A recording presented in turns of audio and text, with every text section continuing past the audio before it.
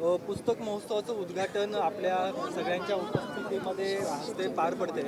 पुणेकरांसाठी अतिशय उत्सुकतेचं हे सगळं राहतं. काय पुणेकरांना आव्हान बाबा यांना घ्या.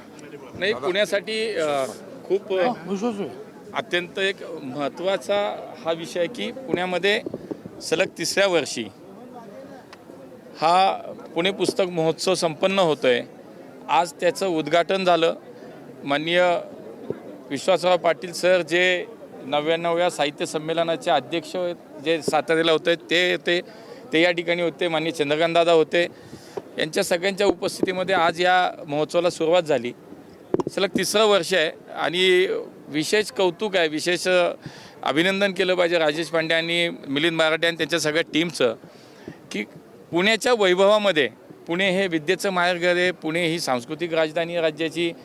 पुणे हे खरं तर आंतरराष्ट्रीय नकाशावरती एक वेगळं शहर, एक स्वतःचं एक वेगळं ठसा उमटवलेलं शहर म्हणून आज पुण्याची खरं तर नाव आहे, ख्याती आहे. आणि या अशा सगळ्या पुण्याच्या एका वैभवशाली परंपरेमध्ये अशा ह्या पुस्तक महोत्सवानं अधिक भर घातली असं म्हणायला हवं. आज इथं आपण जर पाहिलं तर जवळजवळ 800 स्टॉल्स आहेत. देशातील सर्व भाषांची पुस्तकं इथं उपलब्ध आहेत. विदेशातील काही भाषांची पुस्तकं आहेत. मागच्या 2 वर्षात पाहिलं अनेक जागतिक विश्वविक्रम या ठिकाणी या संयोजन समितीच्या माध्यमातून या बुक फेस्टिवलमध्ये झाले. याही वर्षी त्यांचा तसा प्रयत्न. मला असं वाटतं की ज्यावेळेला एका बाजूला आपण पाहतो की संगणकाचं युग आहे, मोबाईलचं युग आहे, आपण पाहतो या सोशल मीडियाच्या जमान्यामध्ये पुस्तक वाचन संस्कृतीला एक चालना देणं, पुस्तक वाचनाच्या संस्कृतीला समृद्ध करण्याचा हा अत्यंत स्तुत्य उपक्रम आहे. मी या सगळ्या आमच्या मंडळींचं मनापासून अभिनंदन करतो. खरं तर पुण्याला या सगळ्या ह्याच्यातनं देशात अनेक महोत्सव होतो, पण पुण्यातला हा महोत्सव निश्चितपणे देशामध्ये कौतुक होतं आहे अशा पद्धतीचं त्याचं आयोजन केलं जातं. दादा, इंडिगोची विमानसेवा अजूनही सुरळीत झाल्याचं दिसत नाही. काल पण काही विमानं बंद ठेवण्यात हे थोडं हळूहळू होईल. ताबडतोब सरकार म्हणून माननीय मोदीजींनी याच्यामध्ये स्पष्ट सूचना दिल्या आणि ताबडतोब या सगळ्या विषयामध्ये अनेक गोष्टी आपण पाहिलं की कारवाई झाली. DGCAनं शोकॉज नोटीस दिली, त्याला 24 तासात उत्तर देण्याची त्यांना मुदत दिली. त्यांनी त्यांचं कारण देत आहेत. पण त्याच्यानंतरसुद्धा 100% इंडिगो आणि त्याच्या व्यवस्थापनाचा जो दोष आहे त्याच्यामध्ये 10% त्यांचे आता स्लॉट्स कमी केले गेलेत. त्यांना फेब्रुवारीपर्यंत आपण जर पाहिलं हे जे काही टाईम वाढलं, शेड्यूल कमी झालं होतं, म्हणजे आपण त्याला ड्युटी टाईम जो म्हटलं आपण, तो जो काही कमी केला होता तो फेब्रुवारीपर्यंत त्यांच्यासाठी थोडा स्थगित केला, जेणेकरून हे जनजीवन सुरळीत होईल, विमानाची सेवा सुरळीत होईल.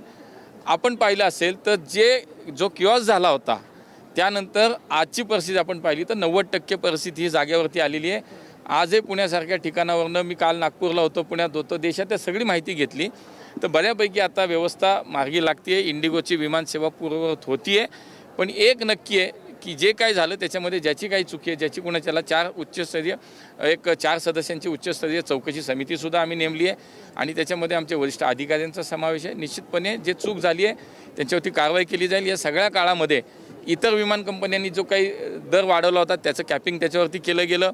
याच्यानंतर प्रत्येक ज्या प्रवाशाला त्रास झाला त्याला 10,000 रुपयाचं नुकसान म्हणून त्याच्यामध्ये दिलं गेलं. काही अवधीतच 48 तासाच्या सगळ्यांच्या बॅगेजेस पूर्ण दिलं गेलं. आणि या सगळ्या ह्याच्यामध्ये जे एक सरकार म्हणून, एक मंत्रालय म्हणून ताबडतोब कारवाई किंवा याची दखल घेण्याचं काम निश्चितपणे आम्ही सगळ्यांनी केलं. महापालिकेच्या रांची एअरपोर्टवरती इंडिगोच्या लँडिंगच्या वेळी काहीशी घटना घडल्याची माहिती मिळते. 75 प्रवासी त्या विमानामध्ये होते अशी देखील माहिती होती. तुम्ही माहिती घेतली का? काय नाही, जस्ट आत्ताही ती बातमी येते आहे तर अजून त्याची मला पूर्ण माहिती मी घेतलेली नाही. आणि जर माहिती घेतली नसेल तर मी बोलणं योग्य नाही. ती माहिती घेतल्यानंतर मी सांगेन. अण्णा, आगामी महापालिका निवडणुकीच्या संदर्भात 2,500 इच्छुकांना भारतीय जनता पार्टीने अर्ज वाटप केले. मुलाखती देखील सुरू झालेल्या आहेत. खरं तर 2,500 इच्छुक आहेत आणि उमेदवारी खूप कमी लोकांना भेटणार आहे. नाराजी वाढेल असं वाटत नाही याच्यात? बघा, आमचा पक्ष हा जगातील सर्वात मोठा सदस्य संख्या असलेला पक्ष आहे. आज माननीय मोदीजींच्या नेतृत्वाखालचं आमचं केंद्र सरकार, देवेंद्रजींच्या नेतृत्वाखालचं राज्य सरकार, मागच्या 5 वर्षात पुणे महापालिकेत आम्ही कारवाई म्हणून केलेलं काम, हे सगळं पाहता निश्चितपणे आम्हाला विश्वास आहे की यावेळेला सुद्धा पुणेकर आमच्यावरती 100% विश्वास व्यक्त करतील. आज भाजपमध्ये पक्ष म्हणून आज इतके स्वाभाविकपणे जर इच्छुक असतील तर याचाच अर्थ लक्षात घ्या की पक्ष वाढला आहे, पक्ष मोठा झाला, विस्तार झाला, कार्यकर्त्यांची संख्या वाढली आहे. हे एका सशक्त लोकशाहीचा म्हणजे बघा आमच्याकडे सगळी लोकशाहीनं प्रक्रिया पार पाडतो आम्ही. अर्ज मागवले, आता मुलाखती होतील, मग कोर कमिटी बसेल, मुंबईच्या मग कोर कमिटीमध्ये ते जाईल, ह्या सगळी प्रक्रिया पूर्ण करतो. एक लोकशाहीने चालवलेला पक्ष आणि त्याच्यातली ही प्रक्रिया आहे. आम्हालाही चांगलं वाटतं की आज इतक्या मोठ्या प्रमाणामध्ये आज आमच्याकडं सर्वसामान्य कार्यकर्त्यापासून नेत्यापर्यंतची जी प्रक्रिया ती पूर्ण करण्यासाठीची म्हणून ही जी निवडणूक ही कार्यकर्त्याची निवडणूक आली आता त्याच्यामध्ये इतका प्रतिसाद आहे, खूप चांगली गोष्ट आहे.